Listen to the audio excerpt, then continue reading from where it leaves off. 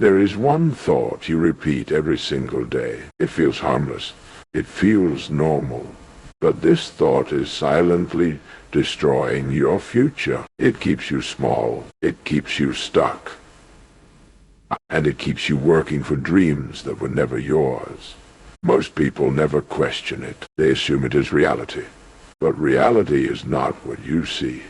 Reality is what you accept. The moment you change this single thought, your income, your confidence, and your direction in life begin to change with it. In the next moments, I will reveal what this thought is, and why the most successful men and women in history learned to eliminate it completely. Listen carefully, because once you hear this, you will never think the same way again. Section 1. The invisible horizon of human expectation.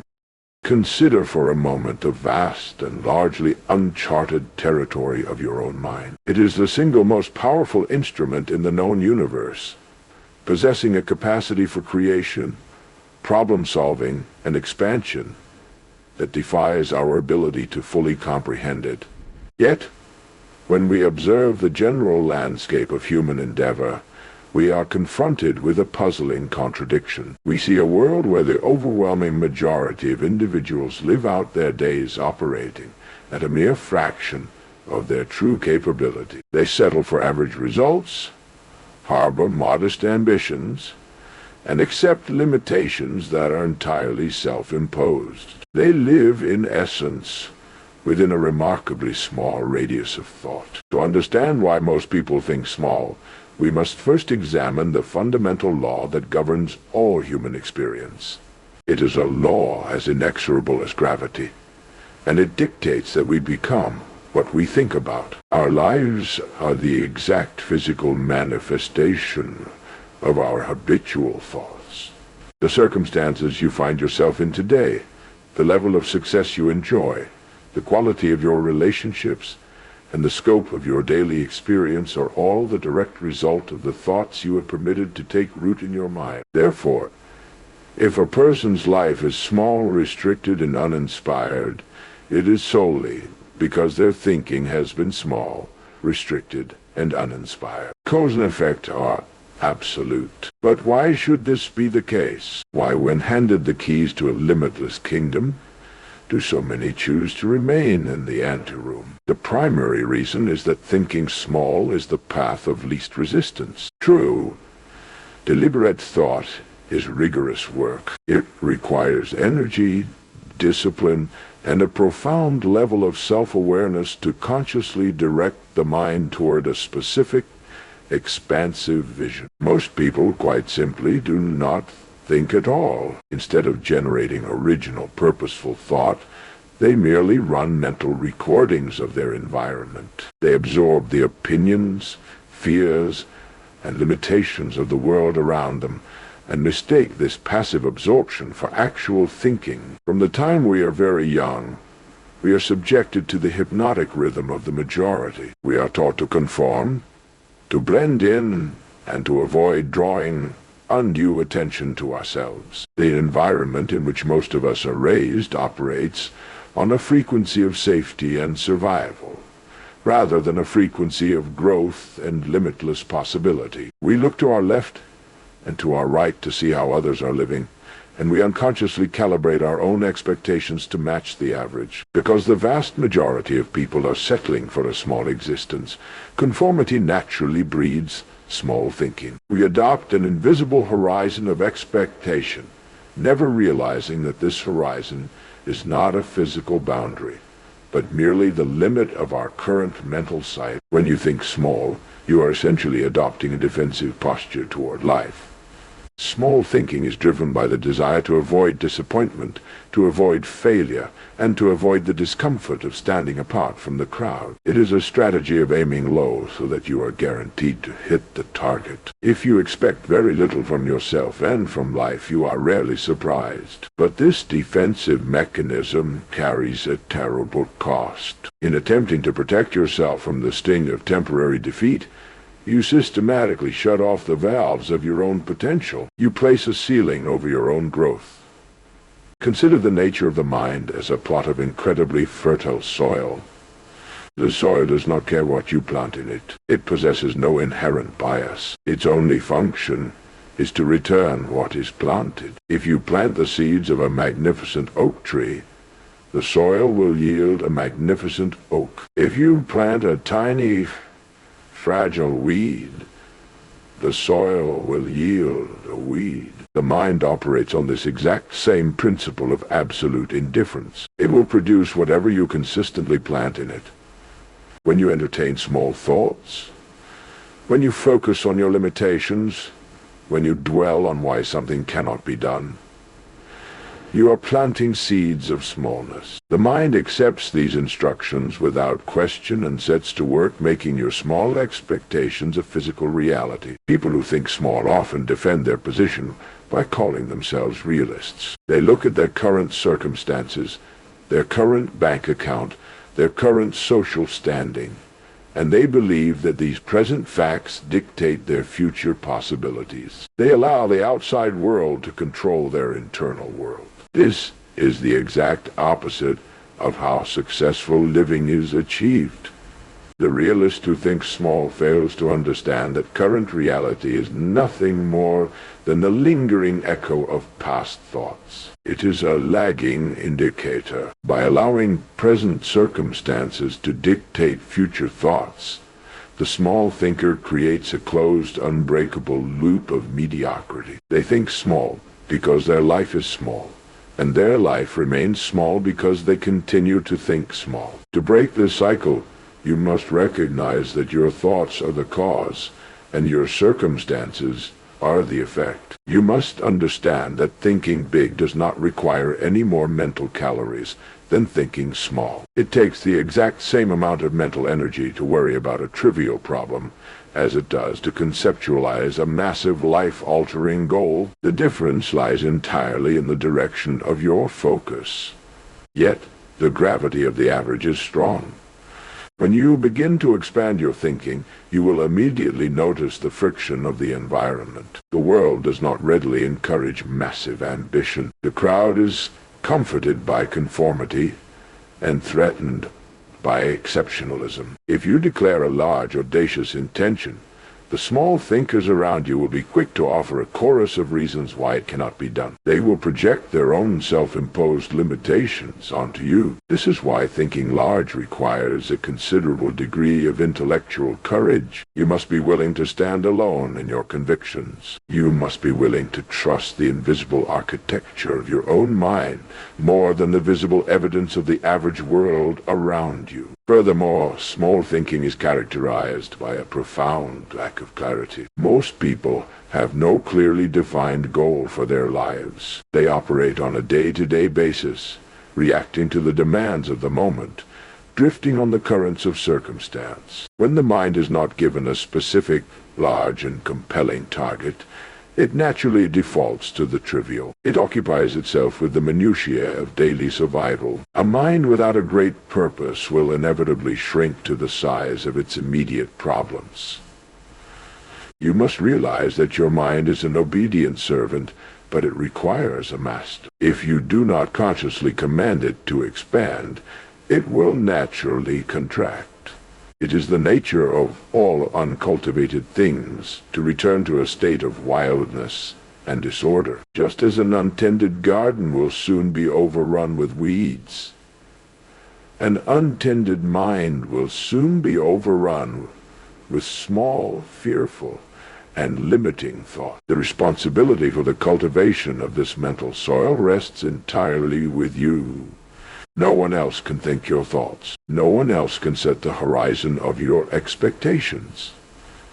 The great tragedy of human existence is not death, but what we allow to die inside of us while we still live. The potential that lies dormant within the average person is staggering, but this potential can only be unlocked by the deliberate, disciplined application of expansive thought. You must recognize that the boundaries you perceive in your life are not walls built by the world, They are fences erected by your own mind. We think small because we have forgotten our own nature. We have forgotten that we are creators, endowed with the capacity to shape our reality through the power of our directed focus. We accept the smallness of our environment because we fail to realize that we have the power to create a new environment altogether. The moment you grasp this cause and effect relationship, the moment you understand that your external world is merely a reflection of your internal expectations, you stand at the threshold of a completely different way of living. You begin to see that the only true difference between the extraordinary life and the ordinary life is the size of the thoughts that govern them. Section 2. The friction of the expanding mind. To understand why we so often retreat into smallness even after glimpsing this profound truth, we must examine the internal mechanics of human habit. The moment you attempt to expand the size of your thoughts, you will inevitably encounter a powerful internal resistance. This resistance is not a sign that you are on the wrong path, nor is it evidence that your goals are impossible. Rather, it is a predictable friction of a mind being stretched beyond its accustomed dimensions.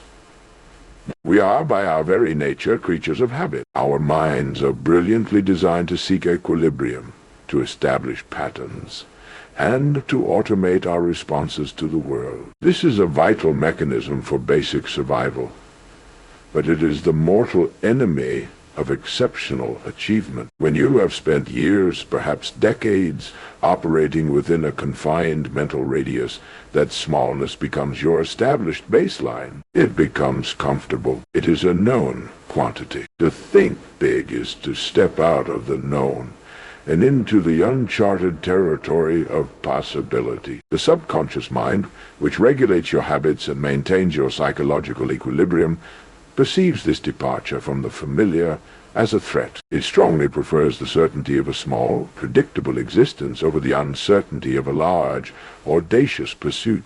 Thus, the greatest obstacle to expansive thinking is not a lack of intelligence, nor a lack of opportunity, but the insidious tyranny of the familiar. We cling to our limitations simply because they are ours. We wrap ourselves in small expectations because they feel safe, entirely forgetting that a ship in harbor is safe.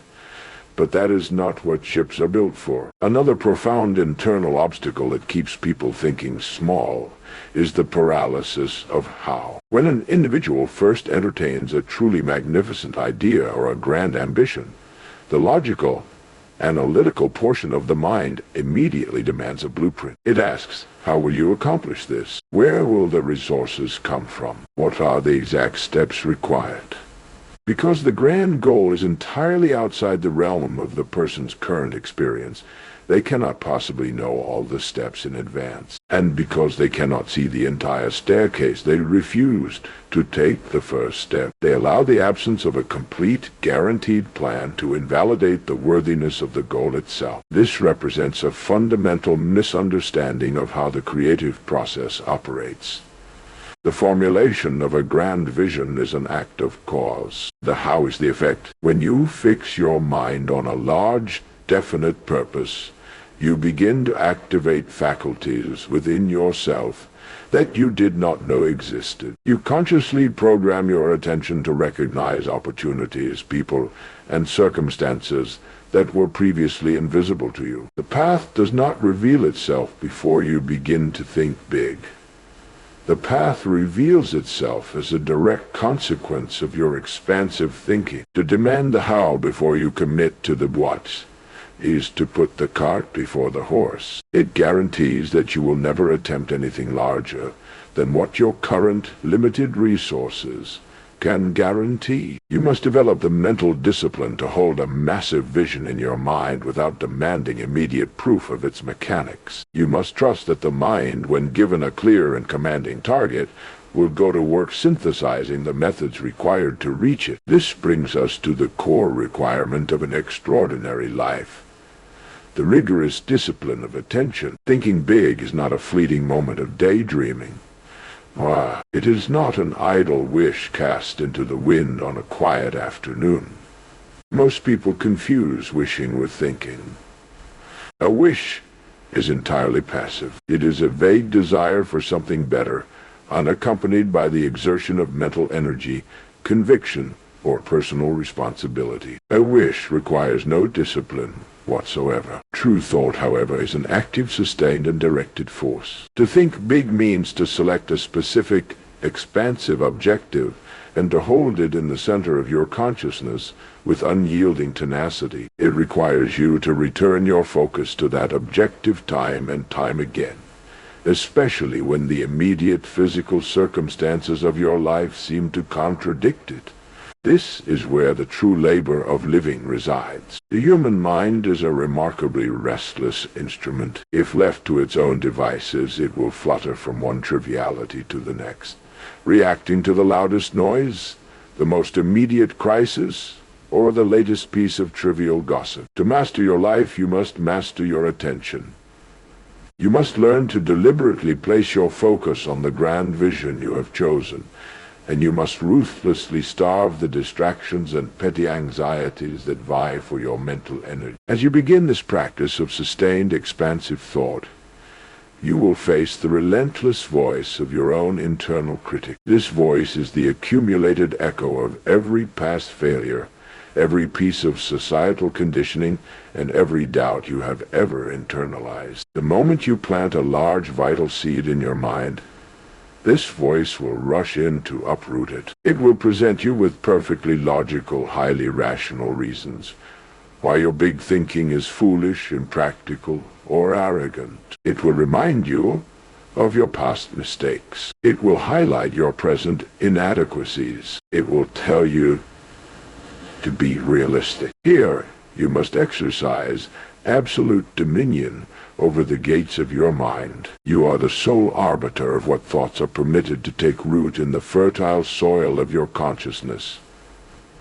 When the internal voice of doubt arises, you must not negotiate with it. You must not entertain it. You must recognize it for exactly what it is, the dying gasp of an old habit. You must develop the ability to observe your own thoughts objectively and dismiss those that do not serve your expansive vision. This requires a heightened state of self-awareness. You must catch yourself in the act of thinking small. When you find yourself dwelling on limitations, complaining about circumstances, or indulging in self-pity, you must consciously and deliberately pivot your attention back to your limitless potential. This is a daily, sometimes hourly, practice. It is the invisible solitary work that precedes all visible success. Furthermore, small thinking is very often the result of a demand for immediate gratification. The small thinker wants a small reward today, rather than a magnificent reward tomorrow. They lack the patience to let the seeds of a grand vision germinate and grow. They plant the seed of a great idea on Monday, and they dig it up on Wednesday to see if it has taken root, thereby killing the very thing they wish to cultivate. Thinking big requires a profound understanding of the law of gestation. Every seed, whether it is a physical seed placed in the earth or a mental seed placed in the subconscious mind, requires a specific period of time to manifest into form. When you establish a large, audacious goal in your mind, you must accompany it with unwavering faith and immense patience. You must understand that the physical world is dense and moves much slower than the speed of thought. There will always be a delay between the moment you begin to think big and the moment your external reality begins to reflect that new dimension of thought. During this delay, the undisciplined mind will inevitably panic. It will look at the unchanged circumstances, look at the lack of immediate results, and conclude that the principle does not work. It will revert to small thinking out of frustration and doubt. The disciplined mind, however, understands that this delay is merely a test of conviction. It uses the waiting period to further clarify the vision, to strengthen the belief, and to prepare for the inevitable manifestation of the goal. You must be willing to live in the reality of your expanded thoughts long before there is any physical evidence to support them. You must act, speak, and carry yourself as the person you are becoming. not the person you have been. This internal shift, from reacting to the world as it is, to mentally constructing the world as it could be, is the very essence of human freedom. It is the deliberate rejection of the small, cramped quarters of an average existence in favor of the vast, open architecture of your true capability. But you must never forget that this freedom is not free.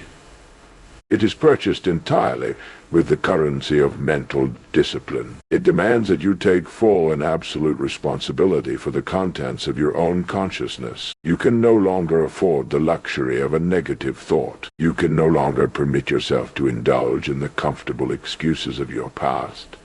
You must stand guard at the door of your mind, admitting only those thoughts that align with the magnitude of your ultimate